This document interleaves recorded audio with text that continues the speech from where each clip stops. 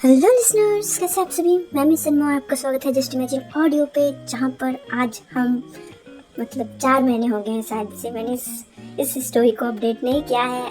I know बहुत सारे लोगों ने मुझे अनसब्सक्राइब भी कर दिया है इस चक्कर में, पर मैं इसको किसी स्पेशल ओकेजन में फिर से करना चाहती थी। और वैसे भी एक स्टोरी कंटिन्यू हो रही है, इसी वजह से भी दिक्कत आ रही थी, बट मैं इस स्टोरी को ख़त्म करूँगी।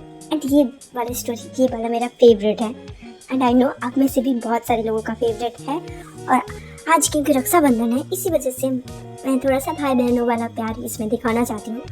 आई होप आपको ये वाला पार्ट पसंद आएगा। अगर पसंद आता है तो लाइक करना और चैनल को प्लीज़ से यार सब्सक्राइब कर दो। अपडेट करूँगी, ये भी मैं रेगुलर कर दूँगी। अब जो है हफ्ते में एक पार्ट तो इसका भी आएगा, ठीक है। तो कहानी स्टार्ट करते हैं। एंड फॉर न्यू व्यूअर्स, आप लोग पिछले के पार्ट्स देख के आ सकते हैं। मैं थोड़ा सा समझा देती हूँ। इसमें आयशी और आयुष वो दोनों भाई बहन हैं, एंड सिड एंड कृष्णा वो दोनों भी भाई बहन हैं। आयुष और कृष्णा के एक बच्चे हैं, मतलब एक ही बेटा है अभी, एंड उसकी गर्लफ्रेंड है आरू।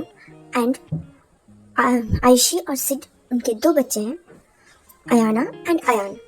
अभी अभी 18 साल का है, एंड जो अयान है वो 11 साल का है, और आरू वो 6 साल की है। जो सिड है और आयशी वो दोनों छोटे भाई बहन हैं उन दोनों के। एंड उनका जो है ऐसा हुआ है, हमारे इधर उसे बौदल भी बोलते हैं, मतलब 2 भाई बहन हैं, एंड मतलब एक भाई बहन के साथ दूसरे भाई बहन की शादी होती है। आई होप आप समझ रहे हो, ऐसा बहुत जगह के कल्चर में होते हैं, हमारे यहाँ पर भी होता है, इवन हमारे रिलेटिव्स में भी हो रखे हैं। और ज़्यादा डिटेल्स के लिए आप पिछले जो है पार्ट्स देख के आइए। एंड कहानी अभी मैं स्टार्ट करती हूँ। यहाँ पर जो आयुष और कृष हैं वो IFA हैं। सिड और आयुष के घर, वहाँ पर आरू भी रहती हैं। आरू उनके घर में रहती हैं। उनकी जो माँ है वो अब अयाना और अयान उनकी बेबी सिटर है। And Aaru, Aayshi and Rohan same class में पढ़ते हैं कॉलेज में। अभी उनका फर्स्ट ईयर कंप्लीट हो चुका था, एंड सेकंड ईयर का 3rd सेमेस्टर वो स्टार्ट हो चुका था। Okay, no more time waste, story को सच में स्टार्ट करते हैं। आयुष, कृष एंड उनका बेटा जो है अभी, वो तीनों IFA थे। मतलब आते हैं, कार में बैठते हैं, देन गाड़ी स्टार्ट होती है, एंड सब लोग पहुंचते हैं आयशी के घर।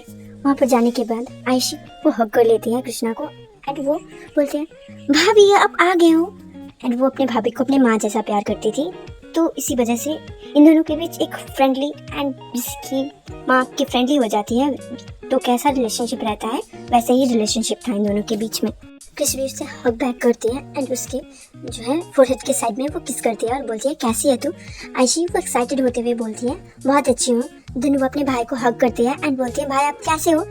उसका भाई आयुष वो उसे हटाता है, एंड उसके फेस को पकड़ते हुए वो बोलता है बहुत अच्छा हूँ, और कल ही तो मिले थे हम। ये सुन के आयशी वो स्माइल करती है एंड हंस के बोलती है हाँ पता है, बट फिर भी भाभी को पूछ लिया तो आपको नहीं पूछूंगी तो आप भी तो मुझे ब्लेम करेंगे ना कि मैं आप दोनों को सेम ट्रीट नहीं करती हूँ। ये सुन के आयुष वो स्माइल करते हुए उसकी तरफ देखता है। देन वो लोग एक दूसरे को छोड़ देते हैं, एंड सिड वो नीचे आ रहा था, एंड वो भी अपने दी और जीजू को देख के वो भी काफी ज्यादा एक्साइटेड हो गया। वो सीढ़ियों से नीचे आ रहा था, भाग के आता है उन्हें ग्रीट करने के लिए। आने के बाद जो है वो उन दोनों को अंदर लाते हैं, सॉरी तीनों को अंदर लाते हैं। एंड आने के बाद उनके कमरे में जो कुछ भी उनके लिए कमरा था वहाँ पर उनके सामान शिफ्ट कर दिए जाते हैं। उसके बाद वो लोग बैठे हुए होते हैं, एंड वो सभी बहुत ज़्यादा खुश थे क्योंकि आज रक्षाबंधन थी, इसी वजह से।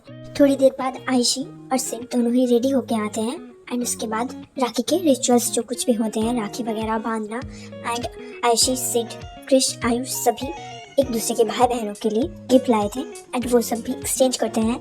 उसके बाद आयशी और सिड कृष और आयुष के आशीर्वाद लेते हैं, एंड सभी के बड़ों के जो है छोटे थे वो भी आशीर्वाद लेते हैं। छोटे बच्चों का भी राखी होता है, बट पहले बड़ों का होता है उसके बाद।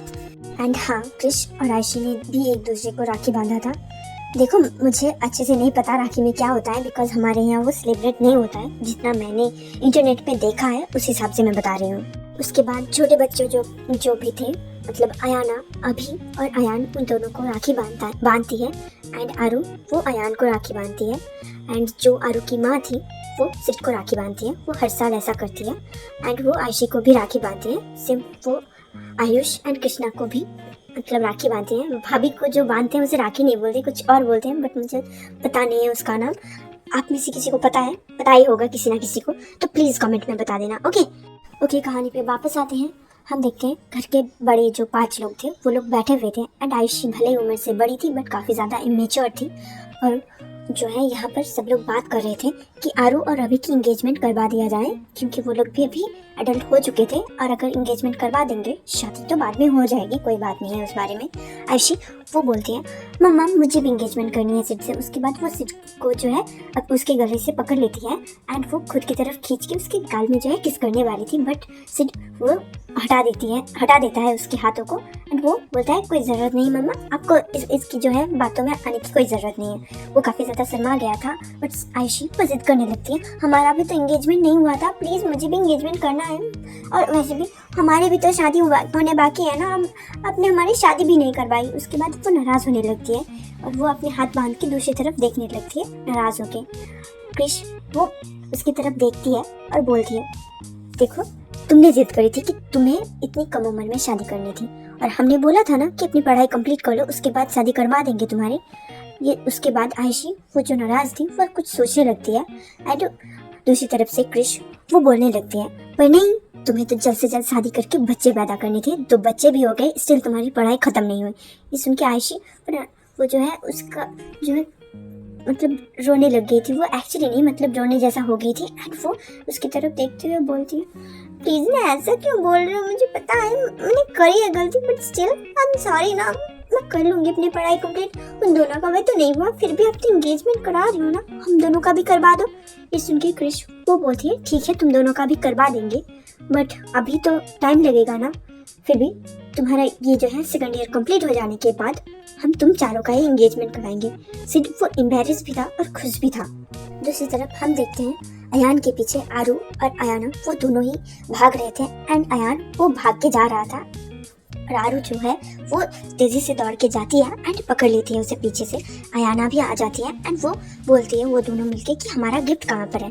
अयान उसके पास गिफ्ट था बट वो इतनी जल्दी देने नहीं वाला था, इसी वजह से वो बोलता है मैं सच बोल रहा हूँ मेरे पास कोई गिफ्ट नहीं है, मम्मा ने मुझे पैसे नहीं दिए इसी वजह से मैं ना गिफ्ट नहीं खरीद पाया। ये सुन के आरू वो बोलती है झूठ मत बोलो, मैंने खुद देखा था अपने आंखों से कि मिमी ने तुम्हें पैसे दिए हैं और तुम झूठ बोल रहे हो। अयान वो रोने जैसा शक्ल बना के वो बोलता है मैंने ना वो पैसे खर्च कर दिए, प्लीज़ मम्मा को मत बताना वरना वो मुझे काफ़ी मारेंगी। ये सुन के आरू वो थोड़ा सा इमोशनल हो जाती है और बोलती है तुमने झूठ बोला हमसे भी और उनसे भी। एंड वो सीरियस होकर बोलने लगती है कि एज ए बड़ी बहन और तुम्हारी होने वाली भाभी भी हूँ मैं, इसी वजह से मैं ये अलाउ नहीं करती हूँ, मैं जाके मम्मी को सब कुछ बता दूँगी। ये सुन के अयान वो डर जाता है।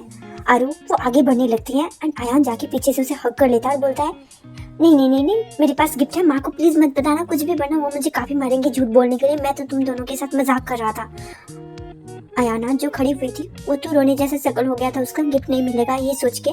उसके बाद आरू वो देखती है अयाना को, वो जाने के बाद उसे गोद में उठा लेती है और बोलती है रो क्यों रहे हो। अयान वो भी काफ़ी ज़्यादा परेशान हो जाता है और बोलता है माफ़ कर देना, और वो कान पकड़ लेता है एंड उठक बैठक करने लगता है और बोलता है प्लीज़ माफ़ कर दो, मुझे तुम्हें रुलाने का इंटेंशन नहीं था मेरा, प्लीज़ माफ़ कर देना। अयान वो ऐसे कर रहा था, ये देख के अयाना वो हंसने लगती है और बोलती है मैं भी मजाक कर रही थी भैया। ये सुन के अयान वो स्माइल कर देता है एंड उसके बाद वो आरू के हाथ को पकड़ता है। एक हाथ से उसने अयाना को होल्ड किया था, दूसरे हाथ को पकड़ता है एंड वो दूसरे हाथ से पकड़ के उसे अपने कमरे में लेके जाता है एंड उन दोनों के लिए जो कुछ भी गिफ्ट उसने लाया था वो दे देता है। अब अयाना के पास 2 गिफ्ट थे क्योंकि एक अभी ने दिए हैं और एक अयान ने दिए हैं। आरू वो गिफ्ट लेके अपने कमरे में चली जाती है एंड उसने भी गिफ्ट्स लिए थे अयाना और अयाना के लिए, इसी वजह से वो दोनों गिफ्ट बॉक्स जो है वो लेके आती है एंड उन दोनों के हाथों में थमा देती है। इस वजह से वो तीनों ही काफ़ी ज़्यादा खुश होने लगते हैं। अभी जो है वो वहाँ से गुजर रहा था एंड उन तीनों को ऐसे देख के चेयरफुल देख के वो अंदर जाता है एंड बोलता है इतने सारे गिफ्ट्स तुम तीनों के पास और मेरे लिए किसी ने भी गिफ्ट्स नहीं लाया। वो काफ़ी ड्रामेटिकली जो है गुस्सा होने लगता है एंड रोने जैसा शक्ल बना लेता है। ये सुन के अयान और अयाना वो दोनों काफ़ी ज़्यादा जो है मायूस हो जाते हैं क्योंकि सच में वो लोग अभी भैया को तो भूल ही गए थे। उसके बाद आरू वो जाती है एंड फिर से वो अपने कमरे में जाती है एंड गिफ्ट्स लेके आती है उन दोनों की तरफ से एंड आरू वो दे देती है अभी को और बोलती है कि ये दोनों ना तुम्हारे साथ प्रैंक कर रहे थे और मेरे कमरे में रखा हुआ था गिफ्ट्स। उसके बाद जो है अभी वो भी खुश होने का नाटक करता है, सॉरी नाटक नहीं करता, वो भी काफ़ी ज़्यादा खुश हो जाता है एंड उन तीनों के साथ वो भी जो है ज्वाइंट हो जाता है एंड वो चारों ही गेम्स खेलने लगते हैं। एंड आज का ये वाला पार्ट अभी समाप्त होता है। अगर पसंद आया तो ज़रूर से लाइक करना और चैनल को भी सब्सक्राइब करना, और ये वाला भी मैं कंटिन्यू करूँगी। अब कैसे कंटिन्यू करूँगी, कितने दिनों के गैप में आएगी वो मुझे नहीं पता, बट मैं अभी ये दोनों ही कहानियाँ कंटिन्यू करूँगी आपके लाइक के बेसिस में। अगर इस वीडियो में अच्छे खासे व्यूज़ आते हैं, अगर 50 क्रॉस कर जाते हैं व्यूज़ तो ही नेक्स्ट पार्ट आएगा, वरना नहीं आने वाला है। अगर उसमें ज़्यादा व्यूज़ आ रहे हैं तो मैं उसी को कंटिन्यू करूँगी एंड उसके ख़त्म होने के बाद इसको कंटिन्यू करूँगी, बट कंटिन्यू करूँगी क्योंकि ये वाला मेरा फेवरेट स्टोरी है एंड मैं कंप्लीट करना चाहती हूँ। और एक बड़ी चीज़ है, यहाँ पर ना बहुत बड़ा ट्विस्ट आने वाला है इस स्टोरी के जो है नेक्स्ट प्लॉट में। आप तो देख के हक्का बक्का हो जाने वाले हो, बट कुछ ने तो गेस कर लिए होंगे अभी तक, जिसने पूरी स्टोरी जो है देख रखी है उनमें से तो किसी न किसी ने तो गेस किया ही होगा कि क्या होने वाला है। अगर तुम्हें भी कुछ गेस करना है तो कमेंट्स में कर सकते हो, वो ऑफ नहीं है, ऑन ही है, जाके जल्दी से कमेंट कर दो। And lastly thank you for watching, bye bye.